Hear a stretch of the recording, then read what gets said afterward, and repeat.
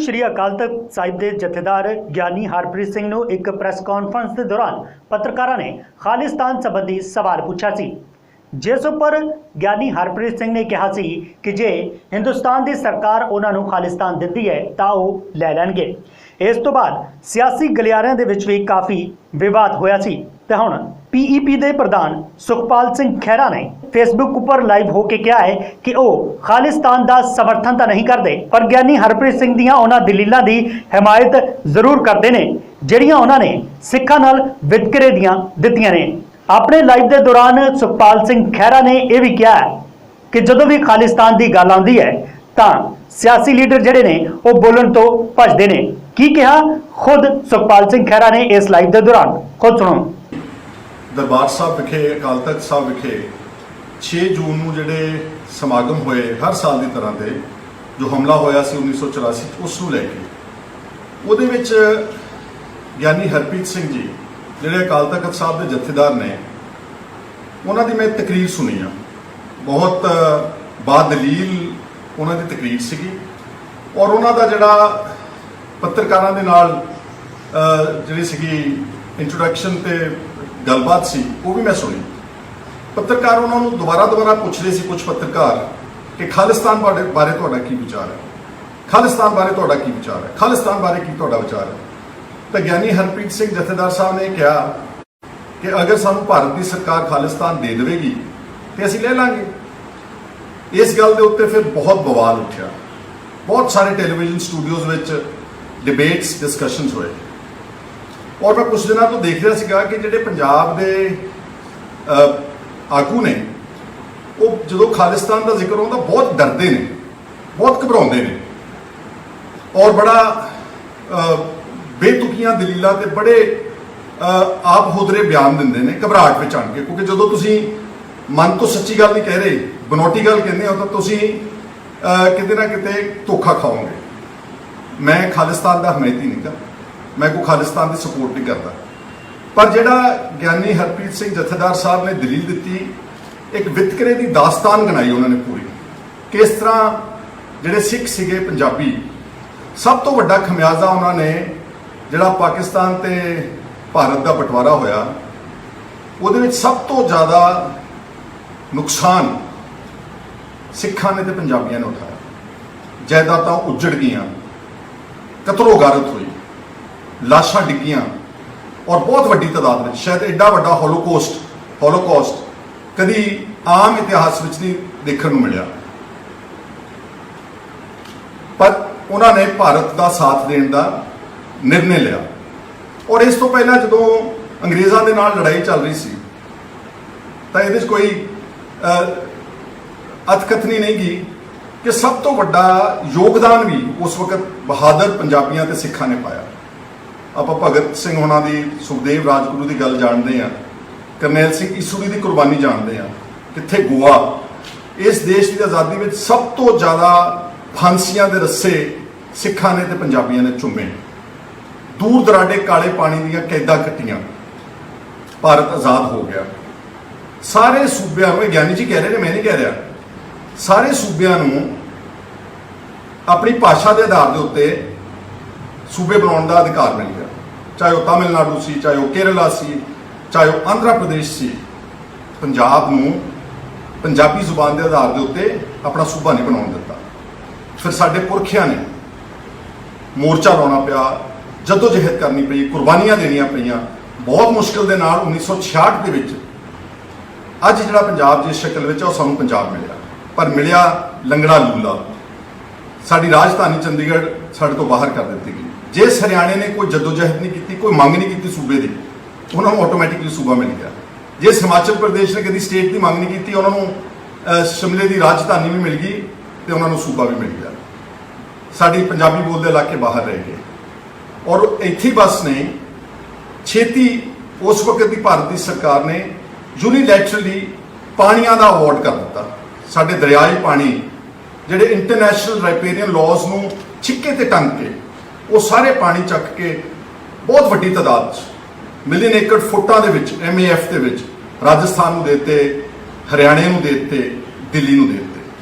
ਇਹ ਕੋਈ ਛੋਟਾ ਵਿਤਕਰਾ ਨਹੀਂ ਸੀਗਾ। ਇਹ ਸਾਨੂੰ ਭਾਰਤ ਦੀ ਆਜ਼ਾਦੀ ਵਿੱਚ ਯੋਗਦਾਨ ਪਾਉਣ ਵਾਸਤੇ ਤੇ ਪਾਕਿਸਤਾਨ ਤੋਂ ਉੱਜੜ ਕੇ ਭਾਰਤ ਵਿੱਚ ਆਉਣ ਵਾਸਤੇ ਤੇ ਇਸ ਦੇਸ਼ ਦਾ ਸਾਥ ਦੇਣ ਵਾਸਤੇ, ਇਹਦਾ ਭਵਿੱਖ ਬਣਾਉਣ ਵਾਸਤੇ ਸਾਨੂੰ ਪਹਿਲਾ ਤੋਹਫਾ ਦਿੱਤਾ ਗਿਆ। ਪਰ ਸਿੱਖ ਤੇ ਬਹਾਦਰ ਪੰਜਾਬੀ ਕਦੀ ਪਿੱਛੇ ਨਹੀਂ ਹਟੇ, ਚਾਹੇ ਉਹ 71 ਦੀ ਜੰਗ ਸੀ ਪਾਕਿਸਤਾਨ ਦੇ ਨਾਲ, ਚਾਹੇ ਉਹ ਚੀਨ ਦੇ ਨਾਲ ਜੰਗ ਸੀ, ਚਾਹੇ ਹੁਣ ਤਾਜ਼ੀਆਂ ਕਾਰਗਿਲ ਦੀਆਂ ਜੰਗਾਂ ਸੀ। ਸਭ ਤੋਂ ਜ਼ਿਆਦਾ ਫਿਰ ਮੁਰੇ ਹੋ ਕੇ ਪੰਜਾਬੀਆਂ ਨੇ ਲੜਾਈਆਂ ਲੜੀਆਂ ਔਰ ਫਿਰ ਉਹਨਾਂ ਦੇ ਹੀ ਜਿਹੜੇ ਸਰੀਰ ਸੀਗੇ ਖਫਨਾਂ ਦੇ ਵਿੱਚ ਉਹਨਾਂ ਦੇ ਪਿੰਡਾਂ ਵਿੱਚ ਪਹੁੰਚੇ, ਪਰ ਫਿਰ ਵੀ ਉਹ ਪਿੱਛੇ ਨਹੀਂ ਹਟੇ। ਪਾਣੀਆਂ ਦੇ ਇਸ ਕਾਣੀ ਵੰਡ ਤੋਂ ਬਾਅਦ, ਇਸ ਵਿਤਕਰੇ ਤੋਂ ਬਾਅਦ ਫਿਰ ਦਰਬਾਰ ਸਾਹਿਬ ਤੇ ਜਿਹੜਾ 1984 'ਚ ਹਮਲਾ ਹੋਇਆ, ਉਹ ਐਕਸੈਸਿਵ ਯੂਜ਼ ਆਫ ਫੋਰਸ ਸੀ। ਸਾਰੀ ਸਰਕਾਰ ਨੂੰ ਪਤਾ ਸੀਗਾ ਕਿ ਉਦੋਂ ਸ਼ਹੀਦੀ ਪੁਰਬ ਚੱਲ ਰਹੇ ਨੇ, ਬਹੁਤ ਵੱਡੀ ਤਾਦਾਦ ਦੇ ਵਿੱਚ ਸ਼ਰਧਾਲੂ, ਸਾਰੇ ਔਰਤਾਂ, ਬੱਚੇ, ਬਜ਼ੁਰਗ ਦਰਬਾਰ ਸਾਹਿਬ ਦੇ ਅੰਦਰ। ਹਫਤਾ ਵੇਟ ਵੀ ਕਰ ਸਕਦੀ ਸੀ ਸਰਕਾਰ, ਲੇਕਿਨ ਸ਼ਾਇਦ ਐਂ ਲੱਗਦਾ ਕਿ ਉਹਨਾਂ ਨੇ ਉਹੀ ਦਿਨ ਚੁਣੇ ਔਰ ਇੱਕ ਬਹੁਤ ਵੱਡਾ ਤੋਪਾਂ ਤੇ ਟੈਂਕਾਂ ਦੇ ਨਾਲ ਅਕਾਲ ਤਖਤ ਸਾਹਿਬ ਤੇ ਹਮਲਾ ਹੋਇਆ। ਅਕਾਲ ਤਖਤ ਸਾਹਿਬ ਤਾਂ ਢੱਟ ਗਿਆ, ਪਰ ਵਿਚਾਰਧਾਰਾ ਨਹੀਂ ਢੱਠੀ, ਸ਼ਾਇਦ ਇਹ ਜਾਣਦੇ ਨਹੀਂ ਗੇ। ਇੱਦਾਂ ਤਾਂ ਫਿਰ ਕਈ ਵਾਰ ਨਸਲਕੁਸ਼ੀ, ਘੱਲੂਘਾਰੇ ਹੋਏ ਸਿੱਖਾਂ ਦੇ, ਮੁਗਲਾਂ ਨੇ, ਅਬਦਾਲੀਆਂ ਨੇ, ਦੁਰਾਨੀਆਂ ਨੇ, ਸਾਡੇ 2 ਵੱਡੇ ਘੱਲੂਘਾਰੇ ਇਤਿਹਾਸ ਵਿੱਚ ਦਰਜ ਨੇ। ਹਜ਼ਾਰਾਂ ਦੀ ਤਾਦਾਦ ਵਿੱਚ ਬੇਗੁਨਾਹ ਬੱਚਿਆਂ ਤੇ ਔਰਤਾਂ ਨੂੰ ਮਾਰਤਾ ਸੀਗਾ, ਪਰ ਇੱਦਾਂ ਤਾਂ ਸਿੱਖ ਨਹੀਂ ਸੀ ਮੁੱਕੇ। ਉਸ ਤੋਂ ਬਾਅਦ 1984 ਦੇ ਨਵੰਬਰ ਦੇ ਵਿੱਚ ਫਿਰ ਇੱਕ ਵਾਰ ਸਿੱਖ ਕੌਮ ਦਾ ਕਤਲੇਆਮ ਹੋਇਆ, ਹਜ਼ਾਰਾਂ ਦੀ ਤਾਦਾਦ ਵਿੱਚ। ਮੈਂ ਹੁਣ ਉਹਦੇ 'ਚ ਸ਼ਬਦ ਨਹੀਂ ਵਰਤਣਾ ਚਾਹੁੰਦਾ, ਬਲਾਤਕਾਰ, ਟਾਇਰ ਪਾ ਕੇ ਵਗੈਰਾ ਵਗੈਰਾ ਸਭ ਕੁਝ ਕੀਤਾ ਗਿਆ। ਤਾਂ ਮੈਂ ਆਪਣੇ ਆਗੂਆਂ ਨੂੰ ਪੁੱਛਣਾ ਚਾਹੁੰਦਾ ਵਾਂ, ਜਿਹੜਾ ਗਿਆਨੀ ਹਰਪ੍ਰੀਤ ਸਿੰਘ ਨੇ ਗੱਲ ਕਹੀ ਆ, ਤੁਸੀਂ ਬਾਦਲੀਲ ਦੇਖੋ, ਸਾਡੇ ਨਾਲ ਇੱਕ ਵਿਤਕਰਾ ਦੀ ਦਾਸਤਾਨ ਹੈ। ਮੈਂ ਤਾਂ ਸਿਰਫ ਭਾਰਤ ਸਰਕਾਰ ਤੋਂ ਜਿਹੜੇ ਅੱਜ ਰਾਜ ਕਰਦੇ ਨੇ ਦੇਸ਼ ਵਿੱਚ, ਜਿਹੜੀਆਂ ਪੁਰਾਣੀਆਂ ਪਾਰਟੀਆਂ ਸੀਗੀਆਂ, ਉਹਨਾਂ ਨੂੰ ਸੋਚਣਾ ਚਾਹੀਦਾ ਵਾ ਕਿ ਇਹ ਨੌਬਤ ਕਿਉਂ ਆ ਰਹੀ ਹੈ। ਜਿਹੜੀ ਕੌਮ ਦੇਸ਼ ਦੀ ਆਜ਼ਾਦੀ ਵਿੱਚ ਸਭ ਤੋਂ ਹਿੱਸਾ ਪਾਉਂਦੀ ਹੈ, ਬਾਰਡਰਾਂ ਤੇ ਰਾਖੀ ਕਰਦੀ ਹੈ, ਖੇਡਾਂ ਵਿੱਚ ਸਭ ਤੋਂ ਅੱਗੇ ਜਾਂਦੀ ਹੈ, ਹਰ ਗੱਲ ਵਿੱਚ, ਬਲਕਿ ਮੈਂ ਭੁੱਲ ਚੱਲਿਆ ਸੀਗਾ, ਅਨਾਜ ਵਿੱਚ ਯੋਗਦਾਨ ਪਾਇਆ। ਜਦੋਂ ਸਾਰਾ ਦੇਸ਼ ਭੁੱਖਾ ਸੌਂਦਾ ਸੀ, ਪੰਜਾਬ ਨੇ ਸਾਰੇ ਦੇਸ਼ ਦਾ ਅਨਾਜ ਦਾ ਢਿੱਡ ਭਰਿਆ। ਅੱਜ ਉਹ ਆਪ ਭੁੱਖੇ ਨੇ ਕਿਸਾਨ। ਤੇ ਭਾਰਤ ਸਰਕਾਰ ਨੇ ਕਦੀ ਇਹ ਨਹੀਂ ਸੋਚਿਆ ਕਿ ਜਿਹੜੀ ਕੌਮ ਸਾਡੇ ਲਈ ਲੜਦੀ ਆ, ਜੂਝਦੀ ਆ, ਮਰਦੀ ਆ, ਘਰ ਉਜਾੜ ਕੇ ਆਉਂਦੀ ਆ, ਇਹਨਾਂ ਤੇ ਕੋਈ ਜ਼ਿਆਦਤੀ ਨਹੀਂ ਹੋਣੀ ਚਾਹੀਦੀ, ਇਹਨਾਂ ਦਾ ਧਿਆਨ ਰੱਖਣਾ ਚਾਹੀਦਾ। ਔਰ ਇੱਕ ਕਮਿਟਮੈਂਟ ਸੀਗੀਆਂ ਉਸ ਵਕਤ ਦੇ ਕਾਂਗਰਸ ਦੇ ਲੀਡਰਸ, ਪੰਡਤ ਜਵਾਹਰ ਲਾਲ ਨਹਿਰੂ ਹੋਣਾ ਨੇ ਜਦੋਂ ਸਿੱਖਾਂ ਨੂੰ ਵੂ ਕੀਤਾ, ਸਾਡੀ ਜਿਹੜੀ ਉਸ ਵਕਤ ਦੀ ਲੀਡਰਸ਼ਿਪ ਸੀ, ਮਾਸਟਰ ਤਾਰਾ ਸਿੰਘ ਜੀ, ਉਹਨਾਂ ਨੂੰ ਇਹ ਭਰੋਸਾ ਦਿਲਾਇਆ ਗਿਆ ਸੀਗਾ ਕਿ ਜਦੋਂ ਤੁਸੀਂ ਸਾਡੇ ਨਾਲ ਆਓਗੇ, ਅਸੀਂ ਤੁਹਾਡੀ ਆਰਥਿਕ ਤਰੱਕੀ ਦਾ ਧਿਆਨ ਰੱਖਾਂਗੇ, ਤੁਹਾਡੀ ਧਾਰਮਿਕ ਪਰਪੱਕਤਾ ਤੇ ਆਜ਼ਾਦੀ ਦਾ ਧਿਆਨ ਰੱਖਾਂਗੇ, ਤੇ ਤੁਹਾਨੂੰ ਜਿਹੜਾ ਹੈਗਾ ਇਸ ਦੇਸ਼ ਵਿੱਚ ਪੂਰਾ ਮਾਣ ਸਤਿਕਾਰ ਦਿੱਤਾ ਜਾਊਗਾ। ਤੇ ਆਹ ਮਾਣ ਸਤਿਕਾਰ ਦੀ ਦਾਸਤਾਨ ਤਾਂ ਤੁਹਾਨੂੰ ਮੈਂ ਹੁਣੇ ਗਿਣਾਤੀ, ਜਿਹੜੀ ਗਿਆਨੀ ਹਰਪ੍ਰੀਤ ਸਿੰਘ ਜਥੇਦਾਰ ਅਕਾਲ ਤਖਤ ਸਾਹਿਬ ਨੇ। ਸੋ ਮੈਂ ਕਹਿਣਾ ਚਾਹੁੰਦਾ ਆਪਣੇ ਸਾਥੀਆਂ ਨੂੰ, ਚਾਹੇ ਉਹ ਆਮ ਆਦਮੀ ਪਾਰਟੀ ਦੇ ਕੁਝ ਲੋਕ ਤਾਂ ਇਹ ਵੀ ਕਹਿ ਗਏ ਘਬਰਾਹਟ ਵਿੱਚ ਆਣ ਕੇ ਕਿ ਕਿਸੇ ਘਰ ਵਿੱਚ ਪਰਿਵਾਰ 'ਚ ਪੈਦਾ ਹੋਣਾ ਮੇਰਾ ਕਸੂਰ ਨਹੀਂ ਸੀ। ਉਹ ਆਪਣੇ ਪੈਦਾ ਹੋਣ ਤੇ ਵੀ ਕੀ ਕਹਿੰਦੇ ਹੋ ਰਹੇ ਕਿ ਮੈਂ ਕਹਿ ਸਕਦਾ, ਪੈਦਾ ਹੋਣ ਤੇ ਵੀ ਉਹਨੂੰ ਪਛਤਾਤਾਪ ਹੋ ਰਿਹਾ ਵਾ। ਕੁਝ ਸਾਡੇ ਹੋਰ ਵਿਦਵਾਨ ਆਗੂ ਨੇ ਜਿਹੜੇ ਉਹ ਆਪਣੇ ਆਪ ਨੂੰ ਕਹਿੰਦੇ ਅਸੀਂ ਸੈਕੂਲਰ, ਅਸੀਂ ਨੈਸ਼ਨਲਿਸਟ ਹਾਂ, ਅਸੀਂ ਖਾਲਿਸਤਾਨ ਦੀ ਮੰਗ ਦੇ ਉਲਟ ਹਾਂ। ਮੈਂ ਬਿਲਕੁਲ ਸਪੋਰਟ ਨਹੀਂ ਕਰਦਾ, ਨਾ ਮੈਂ ਕੋਈ ਵਾਇਲੈਂਸ ਸਪੋਰਟ ਕਰਦਾ, ਪਰ ਮੈਨੂੰ ਇੱਕ ਗੱਲ ਦੱਸਿਓ, ਹੁਣ ਖਾਲਿਸਤਾਨ ਕੋਈ ਗੱਲ ਕਰੇ ਤਾਂ ਐਡਾ ਵੱਡਾ ਵਿਵਾਦ, ਸ਼ੋਰ, ਸਾਰੇ ਟੈਲੀਵਿਜ਼ਨ ਦੇ ਉੱਤੇ ਡਿਬੇਟ ਚੈਨਲ ਤੇ ਗਾਲੀ ਗਲੋਚ, ਤੇ ਸਾਡੇ ਆਗੂ ਵੀ ਵਿਚਾਰੇ ਇੰਨੇ ਡਰ ਜਾਂਦੇ ਨੇ ਕਿ ਨਾ ਅਸੀਂ ਤਾਂ ਬਹੁਤ ਵੱਡੇ ਸੈਕੂਲਰ ਹਾਂ, ਅਸੀਂ ਨੈਸ਼ਨਲਿਸਟ ਹਾਂ। ਤੇ ਜਦੋਂ ਇਸ ਦੇਸ਼ ਦੇ ਵਿੱਚ ਜ਼ਿੰਮੇਵਾਰ ਪਾਰਟੀਆਂ, ਬੀਜੇਪੀ, RSS, ਵਿਸ਼ਵ ਹਿੰਦੂ ਪਰਿਸ਼ਦ ਦੇ ਜ਼ਿੰਮੇਵਾਰ ਆਗੂ, ਕਈ ਵਾਰ ਮੈਂਬਰ ਪਾਰਲੀਮੈਂਟ, ਉਹ ਜਦੋਂ ਹਿੰਦੂ ਰਾਸ਼ਟਰ ਦੀ ਗੱਲ ਕਰਦੇ ਨੇ ਇਸੇ ਦੇਸ਼ ਵਿੱਚ, ਕੀ ਉਹ ਵੱਖਵਾਦੀ ਏਜੰਡਾ ਨਹੀਂ ਗਾ? ਕੀ ਉਹ ਇਸ ਦੇਸ਼ ਨੂੰ ਕੀ ਕਹਿੰਦੇ ਹੁੰਦੇ, ਅਲੱਗਵਾਦੀ ਏਜੰਡਾ ਨਹੀਂ ਗਾ? ਕੀ ਉਹ ਇਸ ਦੇਸ਼ ਨੂੰ ਤੋੜਨ ਦੇ, ਕਿਉਂਕਿ ਇਸ ਦੇਸ਼ ਵਿੱਚ ਪੰਥ ਦੇ ਧਰਮ ਨੇ, ਬਹੁਤ ਸਾਰੀਆਂ ਮਾਈਨੋਰਿਟੀਜ਼ ਨੇ, ਜੈਨੀ ਨੇ, ਬੋਧੀ ਨੇ, ਈਸਾਈ ਨੇ, ਮੁਸਲਮਾਨ ਨੇ, ਸਿੱਖ ਨੇ, ਦਲਿਤ ਨੇ, ਕਿ ਉਹਨਾਂ ਦਾ ਕੋਈ ਹਕੂਕ ਨਹੀਂਗਾ? ਉਹ ਰਾਸ਼ਟਰਵਾਦ, ਹਿੰਦੂ ਰਾਸ਼ਟਰਵਾਦ ਦੀ ਗੱਲ ਕਰਨ ਤੇ ਉਹ ਫਿਰ ਵੀ ਨੈਸ਼ਨਲਿਸਟ ਨੇ। ਤੇ ਜੇ ਕੋਈ ਉੱਠ ਕੇ ਮਾੜਾ ਜਾਂ ਟਿੱਪਣੀ ਵੀ ਕਰ ਦੇਵੇ, ਸਪੋਰਟ ਨਹੀਂ ਕਰਦਾ, ਉਹ ਕਹਿੰਦਾ ਚੰਗਾ ਜੇ ਭਾਰਤ ਸਰਕਾਰ ਦਿੰਦੀ ਹੈ ਤਾਂ ਅਸੀਂ ਲੈ ਲਾਂਗੇ, ਕਿਉਂਕਿ ਕਿਸ ਨੂੰ ਆਪਣਾ ਘਰ ਚੰਗਾ ਨਹੀਂ ਲੱਗਦਾ। ਸਾਡਾ ਤਾਂ ਪਿਛੋਕੜ ਰਿਹਾ ਵਾ ਮਹਾਰਾਜਾ ਰਣਜੀਤ ਸਿੰਘ ਦਾ, ਆਜ਼ਾਦ ਸਿੱਖ ਰਾਜ, ਤੁਸੀਂ ਸਾਰੇ ਜਾਣਦੇ ਹੋ, ਮੈਨੂੰ ਕਹਿਣ ਦੀ ਲੋੜ ਨਹੀਂ, 40 ਸਾਲ ਗੋਲਡਨ ਪੀਰੀਅਡ ਆ ਇਸ ਏਸ਼ੀਆਈ ਮੁਲਕਾਂ ਦੀ ਜਿਹੜੀ ਇਤਿਹਾਸ ਹੈ। ਸਭ ਨੂੰ ਮਾਣ ਦਿੱਤਾ ਉਹਨਾਂ ਨੇ। ਉਹਨਾਂ ਦੇ ਤੋਪਖਾਨੇ ਵਿੱਚ ਪਠਾਨ ਸੀ, ਮੁਗਲ ਸੀਗੇ। ਉਹਨਾਂ ਦੇ ਜਿਹੜੇ ਫੌਜੀ ਜਰਨੈਲ ਸੀਗੇ ਉਹ ਫ੍ਰੈਂਚ ਜਨਰਲ ਸੀਗੇ। ਉਹਨਾਂ ਦੇ ਜਿਹੜੇ ਫੋਰਨ ਮਿਨਿਸਟਰ ਸੀ ਉਹ ਫਕੀਰ ਅਜ਼ੀਜ਼ੁਦੀਨ ਪਾਕਿਸਤਾਨ ਦੇ ਸੀਗੇ, ਮੁਸਲਮਾਨ। ਉਹਨਾਂ ਦੇ ਜਿਹੜੇ ਟ੍ਰੈਜਰਰ ਸੀਗੇ ਉਹ ਸਾਡੇ ਸਤਿਕਾਰਯੋਗ ਹਿੰਦੂ ਵੀਰਾਂ ਨੂੰ, ਉਹਨਾਂ ਦੇ ਦੀਵਾਨ ਸਾਹਿਬ ਉਹਨਾਂ ਨੂੰ ਦਿੱਤਾ ਸੀ ਇਹ ਮਾਣ ਸਤਿਕਾਰ। ਅਫਕੋਰਸ ਸਿੱਖ ਤਾਂ ਉਹਨਾਂ ਦੀਆਂ ਫੌਜਾਂ ਦੇ ਜਨਰਲ ਸੀਗੇ। ਉਹ ਇਸ ਤਰ੍ਹਾਂ ਦਾ ਰਾਜ ਹੈ, ਇੱਕ ਵੀ ਵਿਅਕਤੀ ਨੂੰ ਉਦੋਂ ਕੈਪੀਟਲ ਪਨਿਸ਼ਮੈਂਟ ਨਹੀਂ ਹੋਈ, ਇੱਕ ਵੀ ਬੰਦੇ ਨੂੰ ਫਾਂਸੀ ਦਾ ਕੋਈ ਸਜ਼ਾ ਨਹੀਂ ਦਿੱਤੀ ਗਈ। ਸਰਵ ਧਰਮ, ਸਾਰਿਆਂ ਧਰਮਾਂ ਦਾ ਮਾਣ ਸਤਿਕਾਰ ਕੀਤਾ। ਤੇ ਮੈਂ ਤਾਂ ਸਿਰਫ ਆਪਣੇ ਵੀਰਾਂ ਨੂੰ ਕਹਿਣਾ ਚਾਹੁੰਦਾ ਵਾਂ ਕਿ ਇਹਨੇ ਡਰਦੇ ਕਿਉਂ ਤੁਸੀਂ? ਹਾਂ, ਦਲੀਲ ਨਾਲ ਗੱਲ ਕਰੋ। ਆਹ ਸਾਰੀਆਂ ਜਿਹੜੀਆਂ ਗੱਲਾਂ ਗਿਆਨੀ ਹਰਪ੍ਰੀਤ ਸਿੰਘ ਜੀ ਅਕਾਲ ਤਖਤ ਦੇ ਜਥੇਦਾਰ ਨੇ ਗਿਣਾਈਆਂ, ਇਹ ਗਿਣਾਉਣ। ਮੈਨੂੰ ਸ਼੍ਰੋਮਣੀ ਅਕਾਲੀ ਦਲ ਤੇ ਵੀ ਥੋੜਾ ਅਫਸੋਸ ਆ ਕਿ ਤੁਸੀਂ ਤਾਂ ਯਾਰੋ ਇੱਕ ਸਿੱਖਾਂ ਦੀ ਜਮਾਤ ਸੀ। ਆਪਣੇ ਪੁਰਖਿਆਂ ਨੇ ਗੁਰਦੁਆਰਾ ਸਾਹਿਬ ਜਦੋਂ ਆਜ਼ਾਦ ਕਰਾਏ, ਮਹੰਤਾਂ ਨਾਲ ਲੜਾਈਆਂ ਲੜੀਆਂ, ਉੱਥੋਂ ਪੈਦਾ ਹੋਏ ਤੁਸੀਂ। ਗੁਰਦੁਆਰਾ ਲਹਿਰ ਚੋਂ ਸ਼੍ਰੋਮਣੀ ਅਕਾਲੀ ਦਲ ਬਣਿਆ। ਮੋਰਚੇ, ਧਰਮ ਯੁੱਧ ਦਾ ਮੋਰਚਾ, ਕਪੂਰੀ ਦਾ ਮੋਰਚਾ, ਪੰਜਾਬੀ ਸੂਬੇ ਦਾ ਮੋਰਚਾ, ਚਾਬੀਆਂ ਦਾ ਮੋਰਚਾ, ਕਿੰਨੇ ਮੋਰਚੇ ਲਾਏ, ਕਿੰਨਿਆਂ ਨੇ ਸ਼ਹਾਦਤਾਂ ਦਿੱਤੀਆਂ। ਤੁਸੀਂ ਵੀ ਡਰਦੇ ਹੋ। ਤੁਸੀਂ ਸਗੋਂ ਉਹਨਾਂ ਨੂੰ ਪੂਰੀ ਦਲੀਲ ਦੇ ਕੇ ਜਿਹੜੀ ਜਥੇਦਾਰ ਸਾਹਿਬ ਨੇ ਦਿੱਤੀ ਉਹ ਸਮਝਾਓ ਕਿ ਸਾਡੇ ਨਾਲ ਵਿਤਕਰਾ ਹੋ ਰਿਹਾ, ਤਾਂ ਇਹ ਬੇਚੈਨੀ ਹੋ ਰਹੀ ਆ। ਜਿਹੜਾ 2020 ਦਾ ਵੀ ਸ਼ੋਰ ਮੱਚਿਆ ਸੀ ਜਦੋਂ ਮੈਂ ਲੀਡਰ ਆਫ ਆਪੋਜੀਸ਼ਨ ਸੀਗਾ, ਮੈਂ ਇਸੇ ਤਰੀਕੇ ਨਾਲ ਦਲੀਲ ਦਿੱਤੀ ਸੀਗੀ। ਹਲੇ ਸੁਣਦੇ ਕੋਈ ਨਹੀਂ ਗੇ ਇੰਟਰਵਿਊ ਵਿਚਾਰ। ਪਹਿਲਾਂ ਇਲਜ਼ਾਮ ਇਹ ਵੱਖਵਾਦੀ ਹੈ, ਇਹ ਅੱਤਵਾਦੀ ਹੈ। ਤੇ ਜਿਹੜਾ ਅੱਤਵਾਦ, ਸਟੇਟ ਸਪਾਂਸਰਡ ਟੈਰਰਿਜ਼ਮ ਸਾਡੇ ਦੇ ਉੱਤੇ ਕਹਿਰ ਮਚਾਇਆ ਗਿਆ, ਜਿਹੜਾ ਹਜ਼ਾਰਾਂ ਦੀ ਤਾਦਾਦ ਵਿੱਚ ਬੇਗੁਨਾਹ ਔਰਤਾਂ, ਬੱਚਿਆਂ, ਬਜ਼ੁਰਗਾਂ ਨੂੰ 1984 ਦੇ ਵਿੱਚ ਨਾ ਸਿਰਫ ਦਿੱਲੀ ਬਲਕਿ ਸਾਰੇ ਦੇਸ਼ ਦੇ ਵਿੱਚ ਕਤਲੋਗਾਰਤ ਕੀਤਾ ਗਿਆ, ਉਹ ਸਟੇਟ ਸਪਾਂਸਰਡ ਟੈਰਰਿਜ਼ਮ ਨਹੀਂ ਸੀਗਾ। ਮੈਂ ਵਾਇਲੈਂਸ ਦੇ ਹੱਕ 'ਚ ਨਹੀਂ ਗਾ, ਮੈਂ ਖਿਲਾਫ ਹਾਂ। ਪਰ ਜਦੋਂ ਇੰਡੀਵਿਜੂਅਲ ਵਾਇਲੈਂਸ ਕਰਦੇ ਨੇ ਨਾ, ਉਹਨਾਂ ਵਾਸਤੇ ਆਪਣੇ ਕੋਲ ਮਸ਼ੀਨ ਆ, ਆਪਣੇ ਕੋਲ ਸੰਵਿਧਾਨ ਆ, ਆਪਣੇ ਕੋਲ ਕੋਰਟ ਨੇ, ਆਪਣੇ ਕੋਲ ਕਚਹਿਰੀਆਂ, ਆਪਣੇ ਕੋਲ ਪੁਲਿਸ ਆ, ਸਜ਼ਾ ਦਿਓ ਉਹਨਾਂ ਨੂੰ। ਤੇ ਜੇ ਉਹੀ ਕੰਮ ਸਟੇਟ ਜਿਹੜੀ ਕਿ ਆਰਗੇਨਾਈਜ਼ਡ ਇੱਕ ਪਾਵਰ ਆ, ਜੇ ਉਹੀ ਲੋਕਾਂ ਨੂੰ, ਬੇਦੋਸ਼ਾਂ ਨੂੰ ਮਾਰਨ ਤੇ ਉਤਰ ਆਵੇ, ਉਸ ਨੂੰ ਅੱਤਵਾਦ ਨਹੀਂ ਕਹਿੰਦੇ ਤਾਂ ਕੀ ਹੋਰ ਕਹਿੰਦੇ ਨੇ? ਸੁਮੇਧ ਸਿੰਘ ਸੈਣੀ, KPS ਗਿੱਲ, JF ਰਿਬੇਰੋ, ਜਿਹੜੇ ਲੋਕਾਂ ਨੇ ਝੂਠੇ ਪੁਲਿਸ ਮੁਕਾਬਲਿਆਂ ਵਿੱਚ ਚੱਕ ਕੇ ਆਪਣੇ ਸਿੱਖ ਨੌਜਵਾਨ ਬੱਚਿਆਂ ਨੂੰ ਮਾਰਿਆ, ਉਹਨਾਂ ਨੂੰ ਅੱਤਵਾਦੀ ਨਹੀਂ ਕਹੋਗੇ ਤਾਂ ਹੋਰ ਕੀ ਕਹੋਗੇ ਦੱਸੋ?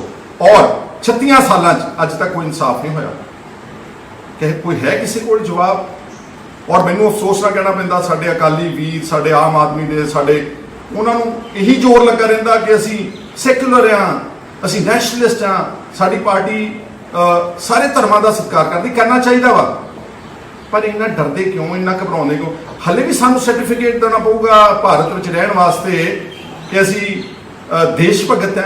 ਇੰਨਾ ਕੁਝ ਕਰਨ ਤੋਂ ਬਾਅਦ, ਇੰਨੀਆਂ ਕੁਰਬਾਨੀਆਂ, ਇੰਨੇ ਫਾਂਸੀਆਂ, ਭਗਤ ਸਿੰਘ ਵਰਗੇ ਬਹਾਦਰ ਯੋਧੇ ਅਨੇਕਾਂ ਨੇ, ਹਲੇ ਮੈਂ ਗਿਣਾ ਨਹੀਂ ਸਕਦਾ ਕਿਉਂਕਿ ਸਮਾਂ ਇਜਾਜ਼ਤ ਨਹੀਂ ਦਿੰਦਾ। ਸਾਰਾ ਇਸ ਦੇਸ਼ ਦਾ ਅਨਾਜ ਦਾ ਭੰਡਾਰ ਭਰ ਦਿੱਤਾ, ਬਾਰਡਰਾਂ ਦੇ ਉੱਤੇ ਰਾਖੀ ਕਰ ਦਿੱਤੀ, ਸਪੋਰਟਸ ਨੰਬਰ 1 ਦੇ ਉੱਤੇ ਲੈ ਗਏ ਮਿਲਖਾ ਸਿੰਘ ਜੀ ਵਰਗੇ, ਔਰ ਹੋਰ ਬਹੁਤ ਸਾਰੇ ਹਾਕੀ ਦੇ ਸਾਡੇ ਖਿਡਾਰੀ। ਅੱਜ ਦੀ ਡੇਟ ਵਿੱਚ ਪ੍ਰਗਟ ਸਿੰਘ ਬੈਠੇ ਨੇ, ਜਲੰਧਰ ਦੇ MLA, ਇਹਨਾਂ ਨੇ ਜਦੋਂ ਜਾ ਕੇ ਬਾਹਰ ਝੰਡਾ ਝੂਲਦਾ 올림픽ਸ ਦੇ ਵਿੱਚ, ਤੇ ਸਾਡੀ ਭਾਰਤ ਦੀ ਸ਼ਾਨ ਬਣਦੀ ਹੈ ਨਾ। ਪਰ ਫਿਰ ਵੀ ਸਾਨੂੰ ਇਹ ਹਲੇ ਸਰਟੀਫਿਕੇਟ ਦੇਣਾ ਪੈਂਦਾ ਵਾ ਕਿ ਅਸੀਂ ਨੈਸ਼ਨਲਿਸਟ ਹਾਂ। ਜਿਹੜੇ ਸੁਮੇਧ ਸਿੰਘ ਸੈਣੀ, ਇਹਨਾਂ ਨੂੰ ਕੋਈ ਸਰਟੀਫਿਕੇਟ ਨਹੀਂ, ਬੰਦੇ ਵੀ ਮਾਰ ਦੇਣ। KPS ਗਿੱਲ ਸਾਹਿਬ, JF ਰਿਬੇਰੋ, ਦਿੱਲੀ ਵਿੱਚ ਪੁਲਿਸ ਦੀ ਹਾਜ਼ਰੀ ਵਿੱਚ, ਰਾਜਧਾਨੀ ਦੇ ਵਿੱਚ ਏਡੇ ਵੱਡੇ ਪੱਧਰ ਤੇ ਕਤਲੋਗਾਰਤ ਹੋ ਜੇ, ਉਹਨਾਂ ਲੋਕਾਂ ਨੂੰ ਕੋਈ ਸਰਟੀਫਿਕੇਟ ਨਹੀਂ ਦੇਣਾ ਪੈਂਦਾ। ਇਸ ਲਈ ਮੇਰੇ ਵੀਰੋ, ਇਸੇ ਕਰਕੇ ਅਸੀਂ ਕਹਿੰਦੇ ਆ ਕਿ ਸਾਨੂੰ ਖੇਤਰੀ ਪਾਰਟੀ ਦੀ ਲੋੜ ਹੈ।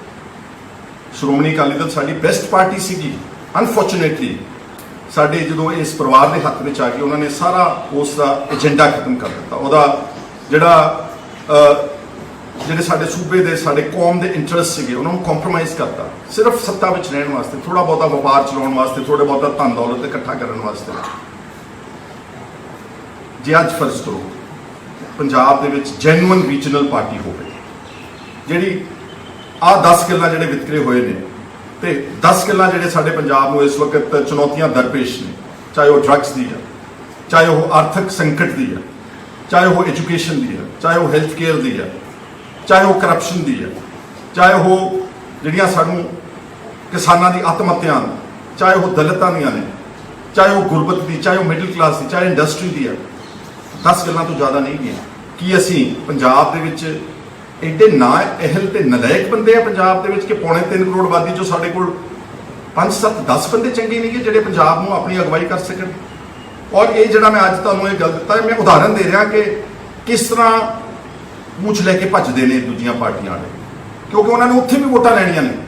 ਕਾਂਗਰਸ ਨੇ ਵੀ ਹਰਿਆਣੇ, ਦਿੱਲੀ, ਪੰਜਾਬ, ਮੱਧ ਪ੍ਰਦੇਸ਼, ਉੱਤਰ ਪ੍ਰਦੇਸ਼ ਵਿੱਚ ਵੋਟਾਂ ਲੈਣੀਆਂ ਨੇ। ਦੇ cannot speak for the interest of Punjab the way that Punjab leaders can speak hair ਇਨ ਪੰਜਾਬ। ਇਹੀ ਗੱਲ ਹੁਣ ਆਮ ਆਦਮੀ ਪਾਰਟੀ ਤੇ ਵੀ ਲਾਗੂ ਹੈ। ਭਗਵੰਤ ਸਿੰਘ ਮਾਨ ਦਾ ਜਾਂ ਤਾਂ ਇਹਨਾਂ ਲੋਕਾਂ ਨੂੰ ਪਿਛੋਕੜ ਨਹੀਂ ਪਤਾ, ਜਾਂ ਇਹਨਾਂ ਨੇ ਕੋਈ ਇਤਿਹਾਸ ਨਹੀਂ ਪੜ੍ਹਿਆ ਚੰਗੀ ਤਰ੍ਹਾਂ ਨਾਲ ਕਿ ਸਾਡੇ ਨਾਲ ਕੀ ਕੀ ਵਾਪਰਿਆ ਤੇ ਸਾਡੇ ਪੁਰਖਿਆਂ ਦੀਆਂ ਕੀ ਕੀ ਕੁਰਬਾਨੀਆਂ ਸੀ। ਇਹਨਾਂ ਨੇ ਪੜ੍ਹਿਆ ਨਹੀਂ ਚੱਜ ਨਾਲ। ਇੰਨੇ ਘਬਰਾਹਟ ਵਿੱਚ ਆਣ ਕੇ ਬੀਬੀ ਬਲਜਿੰਦਰ ਕੌਰ ਨੇ ਆਪਣੇ ਪਰਿਵਾਰ ਨੂੰ ਹੀ ਇੱਕ ਕਿਸਮ ਦਾ ਕੀ ਕਹਿੰਦੇ ਆ ਕਿ ਤਲਾਂਜਲੀ ਦੇ ਦਿੱਤੀ। ਔਰ ਹੋਰ ਵੀ ਇਹਨਾਂ ਦੇ ਕੁਝ ਆਗੂ ਬੋਲਦੇ ਨੇ। ਠੀਕ ਹੈ, ਗੁੱਡ ਗਵਰਨੈਂਸ ਹੋਣੀ ਚਾਹੀਦੀ ਹੈ। ਮੰਨ ਲਿਆ ਕਿ ਐਜੂਕੇਸ਼ਨ ਤੇ ਹਸਪੀਟਲ ਜਿੱਦਾਂ ਦਿੱਲੀ ਦੇ ਵਿੱਚ ਬਣਨੇ, ਸਾਡੇ ਵੀ ਬਣਨੇ ਚਾਹੀਦੇ ਆ।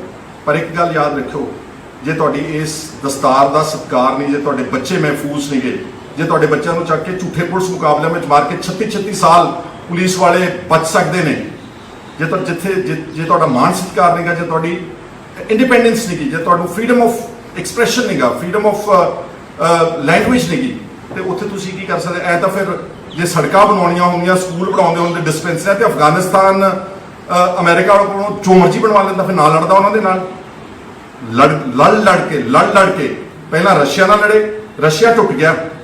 ਹੁਣ ਅਮਰੀਕਾ ਮਿੰਟਾਂ ਕੱਢ ਕੇ ਤਾਲਿਬਾਨ ਦੀਆਂ, ਮੈਂ ਕਿਸੇ ਦਾ ਸਪੋਰਟਰ ਨਹੀਂ ਗਾ, ਮਾਈਂਡ ਯੂ, ਮੈਂ ਵਾਇਲੈਂਸ ਨੂੰ ਸਪੋਰਟ ਨਹੀਂ ਕਰਦਾ, ਪਰ ਉਹਨਾਂ ਨੇ ਆਪਣੀ ਆਈਡੈਂਟੀਟੀ ਨੂੰ ਬਚਾਉਣ ਵਾਸਤੇ ਅਫਗਾਨਿਸਤਾਨ ਨੇ ਅਮਰੀਕਾ ਵਰਗੇ ਸਭ ਤੋਂ ਤਾਕਤਵਰ ਸ਼ਕਤੀ ਦੇ ਨਾਲ ਲੜਾਈ ਲੜੀ, ਕਈ ਦਹਾਕੇ ਲੜੀ। ਔਰ ਹੁਣ ਅਮਰੀਕਾ ਜਾਨ ਬਚਾ ਕੇ ਉਸੇ ਤਾਲਿਬਾਨ ਦੇ ਨਾਲ ਸਮਝੌਤਾ ਕਰਕੇ ਤੇ ਫੋਰਸਿਸ ਨੂੰ ਵਿਦਡਰਾ ਕਰ ਰਿਹਾ। ਕਿਉਂ ਕਰ ਰਿਹਾ ਅਫਗਾਨਿਸਤਾਨ? ਉਹਨਾਂ ਨੂੰ ਵੀ ਸਕੂਲ ਚੰਗੇ ਲੱਗਦੇ ਨੇ, ਉਹਨਾਂ ਨੂੰ ਵੀ ਹਸਪਤਾਲ ਤੇ ਡਿਸਪੈਂਸਰੀਆਂ ਤੇ ਮਾੜੇ ਮੋਟੇ ਮੁਹੱਲਾ ਕਲੀਨਿਕ ਚੰਗੇ ਲੱਗਦੇ ਨੇ, ਪਰ ਜਿੱਥੇ ਉਹਨਾਂ ਦੀਆਂ ਔਰਤਾਂ ਦਾ ਬਲਾਤਕਾਰ ਕਰਨ ਬਾਹਰ ਦੇ ਦੇਸ਼ਾਂ ਦੇ ਆਣ ਕੇ ਫੌਜੀ, do you think they will ever agree to so called fake development? ਔਰ ਵੈਸੇ ਵੀ ਦੱਸਣਾ ਮੈਨੂੰ 70 ਸਾਲਾਂ ਦੇ ਵਿੱਚ, ਚਲੋ ਪੰਜਾਬ ਨੂੰ ਤਾਂ ਛੱਡ ਦਿਓ, ਤੁਸੀਂ ਕਹਿੰਦੇ ਕਿ ਪੰਜਾਬ ਮਾੜੀ ਲੀਡਰਸ਼ਿਪ ਦੇ ਹੱਥ ਵਿੱਚ ਸੀਗਾ, ਮੈਨੂੰ ਦੱਸ ਦਿਓ ਬਾਕੀ ਦੇਸ਼ ਵਿੱਚ ਕਿੰਨੀ ਕੁ ਪੁਖਤਾ ਡਿਵੈਲਪਮੈਂਟ ਹੋਈ ਆ। ਸੋ ਸਾਡਾ ਮੰਨਣਾ ਵਾ ਕਿ ਡਿਵੈਲਪਮੈਂਟ ਚਾਹੀਦੀ ਆ, ਪਰ ਡਿਵੈਲਪਮੈਂਟ ਦੇ ਨਾਲ ਤੁਹਾਡਾ ਮਾਨ ਸਤਿਕਾਰ, ਤੁਹਾਡੀ ਹਿਫਾਜ਼ਤ, ਤੁਸੀਂ ਇਸ ਦੇਸ਼ ਵਿੱਚ 1 ਨੰਬਰ ਦੇ ਨਾਗਰਿਕ ਹੋਵੋ। ਹਾਲੇ ਤੱਕ ਸਾਨੂੰ ਜਿਹੜਾ ਸੁਨੇਹਾ ਦਿੱਤਾ ਗਿਆ ਨਾ, ਉਹ ਸਾਨੂੰ ਸੈਕੰਡ ਰੇਟ ਸਿਟੀਜ਼ਨ ਦਾ ਦਿੱਤਾ ਗਿਆ। ਸੈਕੰਡ ਰੇਟ ਸਿਟੀਜ਼ਨ ਕਹਿੰਦੇ ਨੇ ਲੋਕ ਡਰਦੇ ਨੇ, ਬਾਦਲ ਸਾਹਿਬ ਵੀ ਡਰਨਗੇ, ਕੈਪਟਨ ਸਾਹਿਬ ਵੀ ਡਰਨਗੇ। ਮੈਨੂੰ ਪਤਾ ਵਾ ਕਿ ਇਸ ਤਰ੍ਹਾਂ ਦੀ ਗੱਲ ਕਰਕੇ ਤੁਹਾਡੇ ਤੋਂ ਮੁਕੱਦਮਾ ਦਰਜ ਕੀਤਾ ਜਾ ਸਕਦਾ ਵਾ, ਪਰ ਜੇ ਆਪਾਂ ਦੱਸਾਂਗੇ ਹੀ ਨਹੀਂ ਦੁਨੀਆ ਨੂੰ, ਜੇ ਸਾਡੇ ਦੇਸ਼ ਦੀ ਸਰਕਾਰ ਨੂੰ ਅਸੀਂ ਯਾਦ ਹੀ ਨਹੀਂ ਕਰਾਵਾਂਗੇ ਕਿ ਸਾਡੇ ਨਾਲ ਤੁਸੀਂ ਵਾਅਦੇ ਕੀ ਕੀਤੇ ਸੀਗੇ, ਤੇ ਹੁਣ ਤੁਸੀਂ ਪਿਛਲੇ 72 ਸਾਲ ਵਿੱਚ ਸਾਡੇ ਨਾਲ ਤੁਹਾਡਾ ਰਵੱਈਆ ਕੀ ਆ, ਤੇ ਫਿਰ ਕੌਣ ਕਵੇਗਾ ਮੇਰੇ ਵੀਰੋ ਗੱਲ ਇਹ? ਇਸ ਲਈ ਮੇਰੇ ਪੰਜਾਬ ਦੇ ਆਗੂਆਂ ਨੂੰ ਹੱਥ ਜੋੜ ਕੇ ਬੇਨਤੀ ਆ ਕਿ ਨਾ ਘਬਰਾਓ, ਇਸ ਤਰ੍ਹਾਂ ਬਾਦਲੀਲ ਗੱਲ ਕਰੋ, ਆਰਗੂਮੈਂਟ ਕਰੋ, ਹਾਂ ਗਾੜੀ ਗਲੋਚ ਨਾ ਕਰੋ, ਆਪਣਾ ਪੱਖ ਠੀਕ ਰੱਖੋ, ਔਰ ਕਿਸੇ ਦੇ ਧਰਮ ਦੇ ਖਿਲਾਫ ਨਾ ਬੋਲੋ। ਸਾਨੂੰ ਤਾਂ ਵੈਸੇ ਹੀ ਨਹੀਂ ਸਿਖਾਇਆ ਗਿਆ। ਸਰਬੱਤ ਦਾ ਭਲਾ ਗੁਰੂ ਸਾਹਿਬ ਸਾਨੂੰ ਕੁੱਟ-ਕੁੱਟ ਕੇ ਭਰ ਕੇ ਗਏ ਨੇ, ਤਾਈਓ ਤਾਂ ਸਿੱਖ ਜਿਹੜੇ ਨੇ ਉਹ ਸਿਰੀਆ 'ਚ ਵੀ ਫਿਰੀ ਜਾਂਦੇ ਨੇ। ਜਿੱਥੇ ਦੁਨੀਆ ਦੇ ਵਿੱਚ ਕਿਤੇ ਮਾਇਨਮਾਰ ਦੇ ਵਿੱਚ ਹੁਣੇ ਰੋਹਿੰਗਾਸ ਦਾ, ਮਾਈਨੋਰਿਟੀਜ਼ ਦਾ ਬਲਾਤਕਾਰ ਹੋਏ ਔਰਤਾਂ ਦੇ, ਉੱਥੇ ਪਹੁੰਚੇ ਹੋਏ ਸੀਗੇ ਸਿੱਖ ਮਦਦ ਕਰਨ ਵਾਸਤੇ। ਕੇਰਲਾ ਵਿੱਚ ਫਲੱਡਸ ਆਉਣ, ਵੈਸਟ ਬੰਗਾਲ ਵਿੱਚ ਸਾਈਕਲੋਨ ਆਵੇ, ਮਾਈਗ੍ਰੈਂਟ ਲੇਬਰ ਤੁਰ ਕੇ ਜਾਂਦੀ ਹੋਵੇ ਬਿਹਾਰ ਵਿੱਚ, ਜਿੱਥੇ ਸਰਕਾਰਾਂ ਫੇਲ ਹੋਈਆਂ, ਉੱਥੇ ਉਸ ਗੁਰੂ ਸਾਹਿਬ ਦੀ ਦਿੱਤੀ ਹੋਈ ਵਿਚਾਰਧਾਰਾ ਦੇ ਅਨੁਸਾਰ ਸਿੱਖਾਂ ਨੇ, ਪੰਜਾਬੀਆਂ ਨੇ, ਸਾਰੇ ਧਰਮਾਂ ਦਾ ਸਤਿਕਾਰ ਕੀਤਾ। ਅਸੀਂ ਕਿਸੇ ਦੇ ਖਿਲਾਫ ਨਹੀਂ ਗਏ ਬਿਲਕੁਲ। ਮੈਂ ਤੁਹਾਨੂੰ ਇੱਕ ਹੋਰ ਛੋਟੀ ਜਿਹੀ ਗੱਲ ਕਰਕੇ ਖਤਮ ਕਰਨ ਲੱਗਿਆ। ਜਦੋਂ ਅਨੰਦਪੁਰ ਸਾਹਿਬ ਦਾ ਰੈਜ਼ੋਲੂਸ਼ਨ ਹੋਇਆ ਨਾ, ਮੇਰੇ ਪਿਤਾ ਜੀ ਵੀ ਅਕਾਲੀ ਦਲ ਵਿੱਚ ਸੀ ਉਸ ਵੇਲੇ, ਜਦੋਂ ਅਨੰਦਪੁਰ ਸਾਹਿਬ ਦਾ ਰੈਜ਼ੋਲੂਸ਼ਨ ਹੋਇਆ, ਇਸੇ ਤਰ੍ਹਾਂ ਹੀ ਜਿੱਦਾਂ ਹੁਣ ਡਰਾਉਂਦੇ ਨੇ ਨਾ ਗਿਆਨੀ ਹਰਪ੍ਰੀਤ ਸਿੰਘ ਜਥੇਦਾਰ ਦੇ ਬਿਆਨ ਤੇ ਡਿਬੇਟਸ ਹੋ ਗਏ, ਅੱਤਵਾਦੀ, ਵੱਖਵਾਦੀ, ਅਲੱਗਵਾਦੀ, ਇੱਦਾਂ ਹੀ ਅਨੰਦਪੁਰ ਸਾਹਿਬ ਦੇ ਮਤੇ ਨੂੰ ਬਗੈਰ ਕਿਸੇ ਨੇ ਪੜ੍ਹਨ ਤੋਂ, ਇਹ ਤਾਂ ਐਂਟੀ ਨੈਸ਼ਨਲ ਰੈਜ਼ੋਲੂਸ਼ਨ ਹੈ, ਇਹ ਤਾਂ ਦੇਸ਼ ਨੂੰ ਤੋੜਨ ਵਾਲਾ ਰੈਜ਼ੋਲੂਸ਼ਨ ਹੈ। ਤੇ ਮੇਰੇ ਵੀਰੋ, ਅਨੰਦਪੁਰ ਸਾਹਿਬ ਦਾ ਮਤਾ ਤਾਂ ਗੂਗਲ ਤੇ ਅਵੇਲੇਬਲ ਹੈ, ਪੜ੍ਹ। ਉਹਦੇ ਵਿੱਚ ਕੀ ਹੈਗਾ? ਉਹਦੇ 'ਚ ਸਿਰਫ ਵੱਧ ਅਧਿਕਾਰਾਂ ਦੀ ਗੱਲ ਕੀਤੀ ਗਈ, ਸਟੇਟਸ ਦੀ, ਉਹਦੇ 'ਚ ਫੈਡਰਲ ਢਾਂਚੇ ਦੀ ਗੱਲ ਕੀਤੀ ਗਈ ਸੀ। ਤਾਂ ਕਿ ਹਰ ਸੂਬਾ ਪ੍ਰਫੁੱਲਤ ਹੋ ਸਕੇ। ਅੱਜ ਦੀ ਡੇਟ ਵਿੱਚ ਸਾਨੂੰ ਵੱਧ ਅਧਿਕਾਰ ਤਾਂ ਕੀ ਦੇਣੇ ਸੀਗੇ, ਹੌਲੀ ਹੌਲੀ ਸਾਡੇ ਅਧਿਕਾਰ ਕੱਟਦੇ ਅੱਜ ਸਾਡੇ ਕੋਲ ਸਭ ਕੁਝ ਚਲੇ ਗਿਆ ਸੈਂਟਰ ਦੇ ਕੋਲ। ਆ ਜਿਹੜਾ ਹੁਣ ਕੈਪਟਨ ਸਾਹਿਬ ਤੇ ਬਾਦਲ ਸਾਹਿਬ ਦੀ ਕੁੱਕੜ ਲੜਾਈ ਹੁੰਦੀ ਨਾ GST ਨੂੰ ਲੈ ਕੇ, ਇਹ GST ਸਾਡਾ ਅਖੀਰਲਾ ਵਿੱਤੀ ਅਧਿਕਾਰ ਸੀਗਾ ਜਿਹੜਾ ਕੇਂਦਰ ਦੀ ਸਰਕਾਰ ਨੇ GST ਬਣਾ ਕੇ ਸਾਡੇ ਕੋਲ ਵਿੱਤੀ ਅਧਿਕਾਰ ਵੀ ਖੋਲੇ। ਅਸਲ ਵਿੱਚ ਸਟੇਟਸ ਜਿਹੜੀਆਂ ਨੇ ਉਹ ਹੁਣ ਗਲੋਰੀਫਾਈਡ ਮਿਊਨਿਸਪੈਲਿਟੀਜ਼ ਨੇ, ਜਿੱਦਾਂ ਮਿਊਨਿਸਪਲ ਕਮੇਟੀਆਂ ਹੁੰਦੀਆਂ ਜਿਹਨਾਂ ਕੋਲ ਕੋਈ ਅਧਿਕਾਰ ਨਹੀਂਗਾ, ਤਾਈਓ ਸਾਡੇ ਤੇ ਕਰਜ਼ਾ ਚੜ ਰਿਹਾ, ਕਿਉਂਕਿ ਸਾਨੂੰ ਅਸੀਂ ਟੈਕਸ ਹੀ ਨਹੀਂ ਇਕੱਠਾ ਕਰ ਸਕਦੇ, ਅਸੀਂ ਆਪਣੇ ਰਿਸੋਰਸਿਸ ਨਹੀਂ ਇਕੱਠੇ ਕਰ ਸਕਦੇ, ਔਰ ਸਾਡੀਆਂ ਨੀਤੀਆਂ ਬਣੀਆਂ ਬਣਾਈਆਂ ਦਿੱਲੀੋਂ ਆਉਂਦੀਆਂ। ਸਰਵ ਸਿੱਖਿਆ ਅਭਿਆਨ ਦਿੱਲੀੋਂ, ਰੂਰਲ ਹੈਲਥ ਮਿਸ਼ਨ ਦਿੱਲੀੋਂ, ਪ੍ਰਧਾਨ ਮੰਤਰੀ ਗ੍ਰਾਮ ਸੜਕ ਯੋਜਨਾ ਦਿੱਲੀੋਂ, ਲੇਬਰ ਦੀ ਮਨਰੇਗਾ ਸਕੀਮ ਦਿੱਲੀੋਂ। ਕਦੀ ਹੋ ਸਕਦਾ ਵਾ ਕਿ ਜਿਹੜੀ ਚੀਜ਼ ਕੇਰਲਾ, ਤਾਮਿਲਨਾਡੂ ਤੇ ਆਂਧਰਾ 'ਚ ਲਾਗੂ ਹੁੰਦੀ ਆ ਉਹੀ ਗੱਲ ਪੰਜਾਬ 'ਚ ਲਾਗੂ ਹੋ ਜਾਵੇਗੀ? ਪੈਸੇ ਵੇਸਟ ਹੋ ਰਹੇ ਨੇ, ਬਰਬਾਦ ਹੋ ਰਹੇ ਨੇ। ਸੋ ਅਨੰਦਪੁਰ ਸਾਹਿਬ ਦੇ ਮਤੇ ਵਿੱਚ ਕੁਝ ਵੀ ਐਂਟੀ ਨੈਸ਼ਨਲ ਨਹੀਂ ਸੀਗਾ, ਪਰ ਇੱਦਾਂ ਹੀ ਡਰਾ ਕੇ ਟੀਵੀਜ਼ ਨੇ, media unfortunately am sorry to say, ਬਗੈਰ ਸਮਝੇ ਦੇਖੇ ਇੰਨਾ ਡਰਾਇਆ ਕਿ ਸਾਡੇ ਅਕਾਲੀ ਦਲ ਦੇ ਆਗੂ ਅਨੰਦਪੁਰ ਦੇ ਮਤੇ ਨੂੰ ਹੀ ਛੱਡ ਗਏ। ਉਸ ਮਤੇ ਵਿੱਚ ਅੱਜ ਵੀ ਅੱਛੀ ਤਰ੍ਹਾਂ ਦੇਖ ਲਓ, ਉਹਨਾਂ ਨੇ ਕਿਹਾ ਸੀਗਾ ਸ਼ਾਇਦ 4 ਡਿਪਾਰਟਮੈਂਟਸ ਗਵਰਨਮੈਂਟ ਆਫ ਇੰਡੀਆ ਰੱਖੇ, ਡਿਫੈਂਸ, ਕਮਿਊਨੀਕੇਸ਼ਨ, ਫਾਈਨੈਂਸ ਐਂਡ ਇੱਕ ਹੋਰ ਸੀਗਾ ਕੋਈ ਸ਼ਾਇਦ ਐਕਸਟਰਨਲ ਅਫੇਅਰਸ। ਬਾਕੀ ਸਾਰੇ ਮਹਿਕਮੇ ਸਟੇਟਾਂ ਨੂੰ, ਅਮਰੀਕਾ ਦੇ ਵਿੱਚ ਸਾਰੀਆਂ ਸਟੇਟਾਂ ਨੂੰ ਅਧਿਕਾਰ ਹੈ, ਸਟੇਟਾਂ ਨੂੰ ਨਹੀਂ, ਕਾਉਂਟੀਜ਼ ਨੂੰ, ਜ਼ਿਲ੍ਹਿਆਂ ਨੂੰ ਆਪਣਾ ਅਧਿਕਾਰ ਹੈ, ਆਪਣਾ ਮੇਅਰ ਚੁਣ ਲੈਂਦੇ ਨੇ, ਆਪਣੀ ਪੁਲਿਸ ਲਾ ਲੈਂਦੇ ਨੇ। ਦੇਖ ਲਓ ਕਿੱਥੇ ਪਹੁੰਚਿਆ ਹੋਇਆ ਦੇਸ਼। ਇਸ ਲਈ ਮੇਰੇ ਸਾਰੇ ਵੀਰਾਂ ਨੂੰ ਅੱਜ ਦੇ ਇਸ ਬਹੁਤ ਸੰਜੀਦਾ ਸਬਜੈਕਟ ਤੇ ਮੇਰੀ ਬੇਨਤੀ ਹੈ, ਇੱਕ ਤਾਂ ਪੰਜਾਬ ਦੇ ਆਗੂਆਂ ਨੂੰ ਕਿ ਇੱਦਾਂ ਡਰ ਕੇ ਘਬਰਾ ਕੇ ਭੱਜੋ ਨਾ, ਦਲੀਲ ਪੇਸ਼ ਕਰੋ, ਆਪਣੇ ਹਕੂਕ ਮੰਗੋ, ਜੋ ਸਾਡੇ ਨਾਲ ਵਿਤਕਰਾ ਹੋਇਆ ਉਸ ਦਾ ਇਨਸਾਫ ਮੰਗੋ। ਤੇ ਦੂਸਰਾ ਹੈਗਾ ਕਿ ਕੇਂਦਰ ਸਰਕਾਰ ਨੂੰ ਸਮਝਣਾ ਚਾਹੀਦਾ ਵਾ, ਮੈਂ ਕਿਸੇ ਪਾਰਟੀ ਵਿਸ਼ੇਸ਼ ਨੂੰ ਨਹੀਂ ਕਹਿ ਰਿਹਾ, ਸਾਰੀਆਂ ਹੀ ਪਾਰਟੀਆਂ ਦੇ ਲੋਕਾਂ ਨੂੰ ਮੇਰੀ ਅਪੀਲ ਹੈ ਹੱਥ ਜੋੜ ਕੇ ਕਿ ਦੇਖੋ ਤਾਂ ਸਹੀ ਤੁਸੀਂ ਕੀ ਕੁਝ ਕੀਤਾ ਸਾਡੇ ਨਾਲ। ਇਹਦੇ ਬਾਵਜੂਦ ਵੀ ਸਿੱਖ ਜਿਹੜੇ ਨੇ ਉਹ ਪੰਜਾਬੀ ਨੇ, ਉਹ ਇਸ ਦੇਸ਼ ਦੀ ਤਰੱਕੀ ਵਿੱਚ ਸਭ ਤੋਂ ਅੱਗੇ ਹਿੱਸਾ ਪਾ ਰਹੇ। ਇਹ ਸਮਾਂ ਮੰਗਦਾ ਕਿ 36 ਸਾਲ ਪਹਿਲਾਂ ਹੋਇਆ ਬੇਇਨਸਾਫੀ, ਉਸ ਨੂੰ ਸੈਟ ਰਾਈਟ ਕਰ ਦਿਓ। ਕੁਛ ਵੀ ਨਹੀਂਗਾ ਕੰਮ, ਕੁਛ ਵੀ ਨਹੀਂਗਾ, ਗਵਰਨਮੈਂਟਾਂ ਚਾਹੁਣ ਇਹ ਹਫ਼ਤਿਆਂ ਮਹੀਨਿਆਂ ਦਾ ਕੰਮ ਹੈ ਸਜ਼ਾ ਦੇਣੀ। ਇਸ ਲਈ ਇੱਕ ਤਾਂ ਉਹ ਠੀਕ ਕਰੋ ਤੇ ਇੱਕ ਸਟੇਟਾਂ ਨੂੰ ਉਹਨਾਂ ਦੇ ਅਧਿਕਾਰ ਵਾਪਸ ਦਿਓ। ਤੁਸੀਂ ਜੰਮੂ ਕਸ਼ਮੀਰ ਜਿਹੜਾ ਬਿੱਲ ਪਾਸ ਕੀਤਾ ਉਹਦਾ ਫਾਇਦਾ ਨਹੀਂ ਹੋਇਆ ਤੁਹਾਨੂੰ ਕੋਈ। ਤੁਸੀਂ ਦੱਸੋ ਕਿੰਨਿਆਂ ਨੇ ਜਾ ਕੇ ਜੰਮੂ ਕਸ਼ਮੀਰ ਦੇ ਵਿੱਚ, ਬਾਹਰਲਿਆਂ ਨੇ ਜਾ ਕੇ ਉੱਥੇ ਪ੍ਰਾਪਰਟੀਆਂ ਤੇ ਜ਼ਮੀਨਾਂ ਲੈ ਰਹੀਆਂ ਨੇ? ਲਈਆਂ ਕਿਸੇ ਨੇ? ਤੁਹਾਡਾ ਮਕਸਦ ਤਾਂ ਇਹ ਸੀਗਾ ਕਿ 370 ਧਾਰਾ ਤੋੜ ਕੇ ਜੰਮੂ ਕਸ਼ਮੀਰ ਦੇ 2 ਟੋਟੇ ਕਰਕੇ ਜੰਮੂ ਕਸ਼ਮੀਰ ਨੂੰ ਯੂਨੀਅਨ ਟੈਰੀਟਰੀ ਬਣਾ ਕੇ ਅਸੀਂ ਉੱਥੇ ਡੈਮੋਗ੍ਰਾਫਿਕ ਚੇਂਜ ਲਿਆਵਾਂਗੇ। ਅਸੀਂ ਬਾਹਰੋਂ ਭਾਰਤ ਵਿੱਚੋਂ ਬੰਦੇ ਭੇਜ ਕੇ ਉੱਥੇ ਵੈਲੀ ਦੇ ਵਿੱਚ ਉਹਨਾਂ ਦੀ ਆਬਾਦੀ ਦਾ ਸੰਤੁਲਨ ਖਤਮ ਕਰ ਦਿਆਂਗੇ। ਕੋਈ ਗਿਆ ਉੱਥੇ? ਕੋਈ ਜਾਵੇਗਾ ਉੱਥੇ? ਇਸ ਤਰ੍ਹਾਂ ਦੇ ਭੈਭੀਤ ਮਾਹੌਲ ਵਿੱਚ ਉਹਨਾਂ ਨਾਲ ਇੱਕ ਮਜ਼ਾਕ ਹੋਇਆ, ਉਹਨਾਂ ਦੇ ਜ਼ਖਮਾਂ ਤੇ ਜਿੱਦਾਂ ਜੈਨੂਅਨਲੀ ਕਿਸੇ ਨੂੰ ਕਹਿੰਦੇ ਕਿ ਲੂਣ ਛਿੜਕਣ ਦੇ ਬਰਾਬਰ ਉਹ ਸਾਰੀ ਗੱਲ ਕੀਤੀ ਗਈ ਆ। ਉਸ ਨੂੰ ਵੀ ਸੁਧਾਰ ਕਰਨਾ ਚਾਹੀਦਾ। ਉਹ ਵੀ ਮਾਈਨੋਰਿਟੀਜ਼ ਨੇ, ਉਹ ਵੀ ਇਸ ਦੇਸ਼ ਵਿੱਚ ਘੱਟ ਗਿਣਤੀ ਨੇ। ਜੇ ਆਪਾਂ ਘੱਟ ਗਿਣਤੀਆਂ ਨੂੰ ਇਸ ਤਰੀਕੇ ਨਾਲ ਟੈਰਰਾਈਜ਼ ਕਰਾਂਗੇ, ਸਟੇਟ ਟੈਰਰਿਜ਼ਮ ਦੇ ਥਰੂ, ਆ ਜਿਹੜਾ ਸਿਟੀਜ਼ਨ ਅਮੈਂਡਮੈਂਟ ਬਿੱਲ ਆਇਆ CAA, ਇਕੱਲੇ ਇੱਕ ਮੁਸਲਮਾਨਾਂ ਨੂੰ ਟਾਰਗੇਟ ਕਰਕੇ ਕਹਿਤਾ ਕਿ ਤੁਹਾਨੂੰ ਅਸੀਂ ਨਾਗਰਿਕਤਾ ਨਹੀਂ ਦੇਵਾਂਗੇ। ਕਿਉਂ ਨਹੀਂ ਦਿਓਗੇ? ਕੀ ਕਰ ਦਿੱਤਾ ਉਹਨਾਂ ਨੇ? ਜਿਹੜੇ ਬੈਠੇ ਨੇ ਸਾਰੇ ਦੇਸ਼ ਵਿੱਚ, ਕੀ ਮਾੜਾ ਕੀਤਾ ਉਹਨਾਂ ਨੇ? ਕੀ ਉਹਨਾਂ ਨੇ ਬਾਕੀ ਨਾਗਰਿਕਾਂ ਵਾਂਗੂ ਟੈਕਸ ਨਹੀਂ ਦਿੱਤਾ? ਜਾਂ ਉਹਨਾਂ ਨੇ ਇਸ ਦੇਸ਼ ਦੀ ਹਿਫਾਜ਼ਤ ਵਿੱਚ ਫੌਜਾਂ 'ਚ ਨਹੀਂ ਗਏ? ਬਹੁਤ ਸਾਰੇ ਮੁਸਲਮਾਨ ਫੌਜ ਵਿੱਚ ਫੜਦੇ ਨੇ। ਸੋ ਮੈਂ ਜ਼ਾਤ ਪਾਤ ਧਰਮ ਦੇ ਵਿੱਚ ਫਿਰ ਨਹੀਂ ਜਾਣਾ ਚਾਹੁੰਦਾ, ਅਸੀਂ ਸਭ ਦਾ ਸਤਿਕਾਰ ਕਰਦੇ ਹਾਂ। ਪਰ ਜਿਹੜਾ ਗਿਆਨੀ ਹਰਪ੍ਰੀਤ ਸਿੰਘ ਜਥੇਦਾਰ ਅਕਾਲ ਤਖਤ ਸਾਹਿਬ, ਵੈਸੇ normally I do not support ਜਥੇਦਾਰ ਜਿਹੜੇ ਬਾਦਲ ਸਾਹਿਬ ਦੇ SGPC ਦੇ ਅਪਾਇੰਟਡ ਨੇ, ਪਰ ਉਹਨੇ ਗੱਲ ਬਾਦਲੀਲ ਕੀਤੀ ਹੈ। ਮੈਂ ਉਹਨਾਂ ਦੀ ਇਸ ਦਲੀਲ ਦੀ ਤਾਈਦ ਕਰਦਾ ਵਾਂ ਔਰ ਫਿਰ ਰੀਇਟਰੇਟ ਕਰਦਾ ਵਾਂ ਕਿ ਸਾਨੂੰ ਇਨਸਾਫ ਮਿਲਣਾ ਚਾਹੀਦਾ ਵਾ। ਤਾਈਓ ਇਹ ਮੰਗਾਂ ਉੱਠਦੀਆਂ ਨੇ। ਇਹ ਮੰਗਾਂ ਉੱਠਣ ਦੀ ਲੋੜ ਹੀ ਨਾ ਪਵੇ। ਭਾਰਤ ਸਰਕਾਰ ਇਸ ਤਰ੍ਹਾਂ ਨਾਲ ਡੀਲ ਕਰੇ ਕਿ ਇਹ ਮੰਗਾਂ ਨੂੰ ਉੱਠਣ ਵਾਸਤੇ ਨੌਬਤ ਹੀ ਨਾ ਆਵੇ। ਮੈਨੂੰ ਉਮੀਦ ਹੈ ਕਿ ਜਿਹੜੇ ਪੰਜਾਬ ਦੇ ਆਗੂ ਨੇ, ਉਹ, ਮੈਂ ਕੋਈ ਜ਼ਿਆਦਾ ਸਿਆਣਾ ਨਹੀਂ ਗਾ, ਪਰ ਇੰਨਾ ਘਬਰਾਹਟ ਵਿੱਚ ਆਣ ਕੇ ਆਪਣੇ ਹੀ ਟੱਬਰਾਂ ਤੇ ਉਂਗਲੀਆਂ ਚੱਕ ਲੈਣੀਆਂ ਜਾਂ ਆਪਣੇ ਹੀ ਲੋਕਾਂ ਨੂੰ ਅੱਤਵਾਦੀ ਤੇ ਵੱਖਵਾਦੀ ਤੇ ਪਤਾ ਨਹੀਂ ਕੀ ਕੁਛ ਇਲਜ਼ਾਮ ਲਾ ਦੇਣਾ ਸ਼ੁਭਤਾ ਨਹੀਂ। ਉਮੀਦ ਕਰਦਾ ਜਿਹੜੇ ਸਮਝਦਾਰ ਲੋਕ ਨੇ, ਚਾਹੇ ਉਹ ਮੇਰੇ ਹਿੰਦੂ ਭਰਾ ਨੇ, ਚਾਹੇ ਉਹ ਮੁਸਲਮਾਨ ਨੇ, ਚਾਹੇ ਸਿੱਖ, ਜੈਨੀ, ਬੋਧੀ, ਜਿਹੜੇ ਸਮਝਦਾਰ ਨੇ, ਉਹ ਇਸ ਗੱਲ ਨੂੰ ਇੱਕ ਪੋਜ਼ਿਟਿਵ ਪਰਸਪੈਕਟਿਵ 'ਚ ਲੈਣਗੇ, ਨੈਗੇਟਿਵ 'ਚ ਨਹੀਂ ਲੈਣਗੇ। ਤੇ ਜਿਹੜੇ ਨਾ ਸਮਝ ਨੇ, ਜਿਨ੍ਹਾਂ ਨੇ ਸਹੁੰ ਖਾਧੀ ਆ ਕਿ ਅਸੀਂ ਗਾਲ ਕੱਢਣੀ ਆ, ਆਪਣੀ ਧੀ ਭੈਣ ਨੂੰ ਆਪ ਹੀ ਗਾਲ ਕੱਢਣੀ, ਆਪ ਹੀ ਉਹਨਾਂ ਦੇ ਸਾਹਮਣੇ ਜਦੋਂ ਲਿਖਾਂਗੇ ਤੁਹਾਡੀਆਂ ਧੀਆਂ ਭੈਣਾਂ ਪੜ੍ਹਦੀਆਂ, ਉਹਨਾਂ ਨੂੰ ਖੁੱਲ੍ਹੀ ਆਜ਼ਾਦੀ ਕਿ ਤੁਸੀਂ ਜੋ ਕੁਝ ਮਰਜ਼ੀ ਲਿਖ ਸਕਦੇ ਹੋ। ਔਰ ਫਿਰ ਮੈਂ ਰੀਇਟਰੇਟ ਕਰਦਾ ਕਿ ਪੰਜਾਬ ਨੂੰ ਇੱਕ ਖੇਤਰੀ ਪਾਰਟੀ ਦੀ ਲੋੜ ਹੈ ਜਿਹੜੇ ਤੁਹਾਡੇ ਹਕੂਕ ਨੂੰ ਸਹੀ ਮਾਇਨਿਆਂ ਵਿੱਚ ਡਿਫੈਂਡ ਕਰ ਸਕੇ।